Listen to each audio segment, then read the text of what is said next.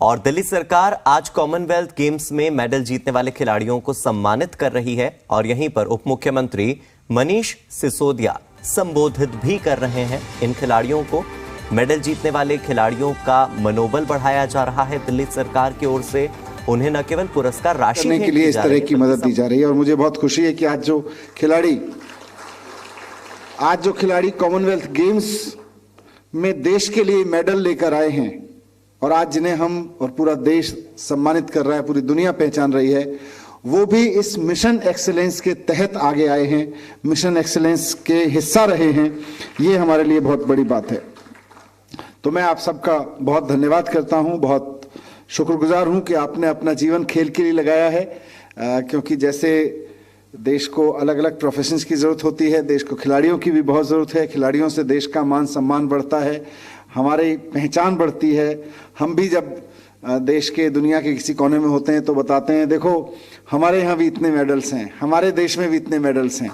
तो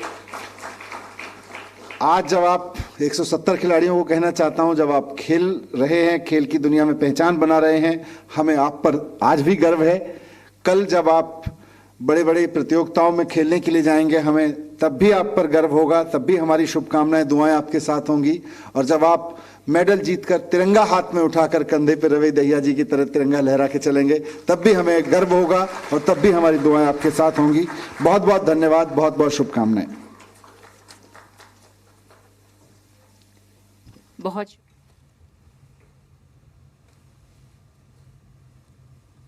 तो देखिए, आपको जो तस्वीरें दिखा रहे हैं वो कॉमनवेल्थ गेम्स में मेडल जीतने वाले उन खिलाड़ियों की हैं जिन्हें पुरस्कार राशि से सम्मानित कर रही है दिल्ली सरकार। मुख्यमंत्री अरविंद केजरीवाल ने नवनीत सिंह को सम्मानित किया 40 लाख के पुरस्कार से। वे खिलाड़ी जिन्होंने देश का, दिल्ली का मान बढ़ाया और यहाँ पे आए हुए सभी भाइयों बहनों, आप सब लोगों को मेरा नमस्कार, सबको मेरा प्रणाम। आज बहुत गर्व का दिन है कि हम अपने खिलाड़ियों को सम्मानित कर रहे हैं। इन खिलाड़ियों ने दिल्ली का नहीं, देश का नाम पूरे दुनिया में रोशन किया है। मैं तो ये कहूँगा कि हम इन्हें सम्मानित नहीं कर रहे, ये हम लोगों को सम्मानित कर रहे हैं।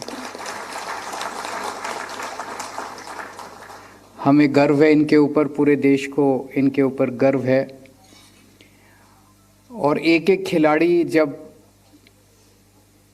खेल की दुनिया में मेडल जीत के लाता है तो उसके पीछे कई लोगों का संघर्ष होता है, उनके परिवार का संघर्ष होता है, उनके कोचेस का संघर्ष होता है, उनके साथियों का संघर्ष होता है। आज मैं इन खिलाड़ियों को भी बहुत बहुत बधाई देता हूं और उनके साथ जिन जिन लोगों ने इनकी ज़िंदगी में संघर्ष किया, उन सब लोगों को बहुत बहुत तहे दिल से बधाई देता हूं। मुझे बेहद खुशी है कि धीरे धीरे दिल्ली जो है वो खेल के क्षेत्र में देश के नक्शे पे आने लगी है। मैं अभी देख रहा था कि हम लोगों को कॉमनवेल्थ गेम्स में देश को 61 मेडल मिले और 61 मेडल्स में से 7 मेडल दिल्ली को मिले। पॉपुलेशन के हिसाब से देखा जाए तो दिल्ली में 2 करोड़ की जनसंख्या है, तो 130 करोड़ में से 2 करोड़ का मतलब 2% से भी कम पॉपुलेशन दिल्ली में रहती है, लेकिन हम 10% से ज़्यादा मेडल लेके आए देश के लिए। और हम उम्मीद करते हैं कि आने वाले समय के अंदर ये दिल्ली की जो मेडल संख्या है ये और भी ज़्यादा बढ़ेगी और पूरे देश में, और हम देश का नाम और ज़्यादा रोशन कर सकेंगे, ऐसी मैं उम्मीद करता हूँ। हमारी जब सरकार बनी, हम भी आम लोगों की तरह ही थे, नई नई पार्टी बनाई थी, नई नई सरकार बनी।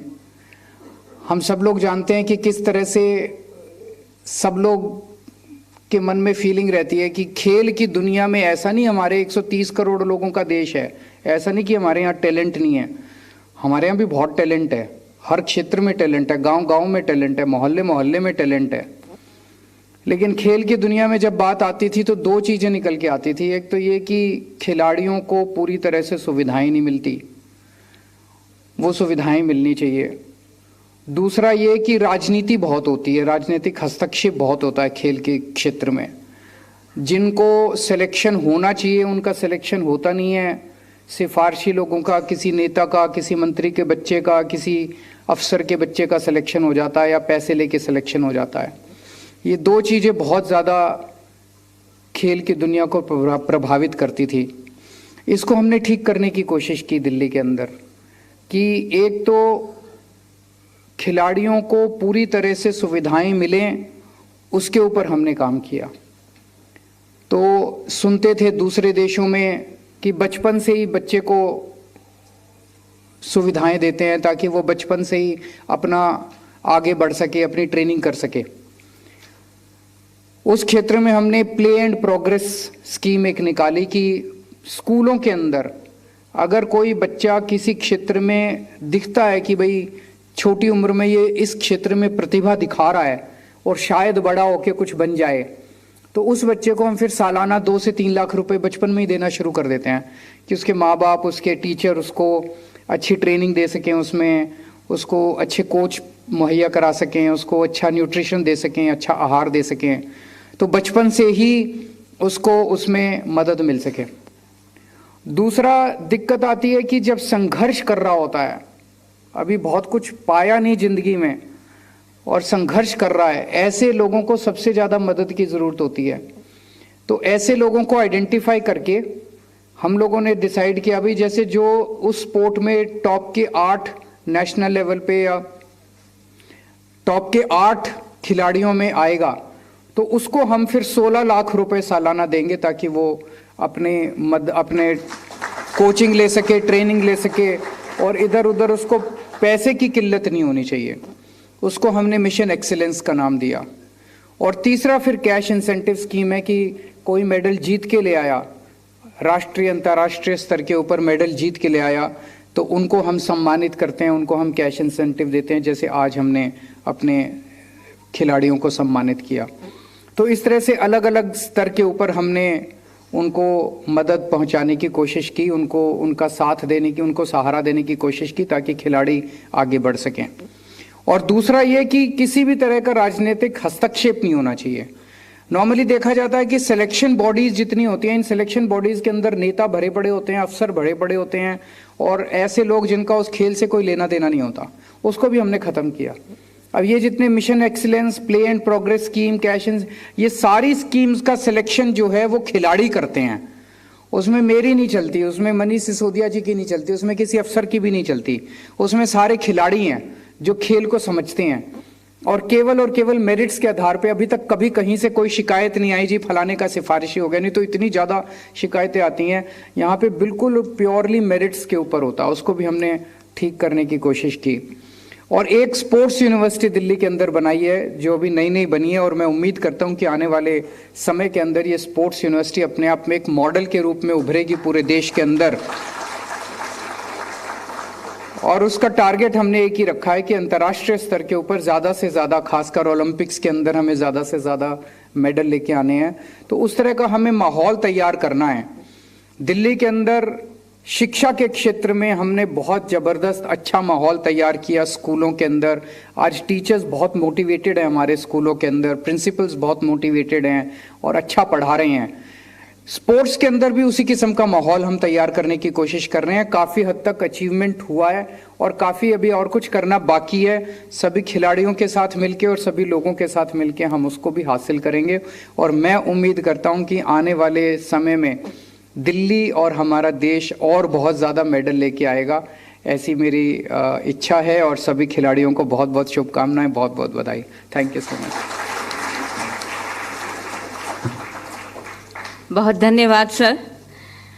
महामहनीय मेधाविना त्वदीयं स्वागतं कुर्मः, गुरोर्गीर्वाण भाषायां त्वदीयं स्वागतं कुर्मः।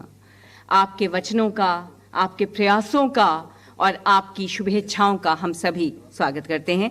और अब मैं अनुरोध करूंगी DD sports Shri Sanjay sir से कि वे वोट ऑफ थैंक्स प्रदान करें।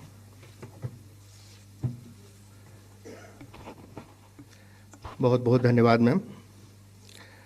हम सभी के माननीय ओजस्वी मुख्यमंत्री श्री अरविंद केजरीवाल जी जो आज अपने व्यस्ततम कार्यक्रम से समय निकालकर हमारे खिलाड़ियों का मनोबल बढ़ाने के लिए आए हैं, हम उनका हृदय से आभार और धन्यवाद व्यक्त करते हैं।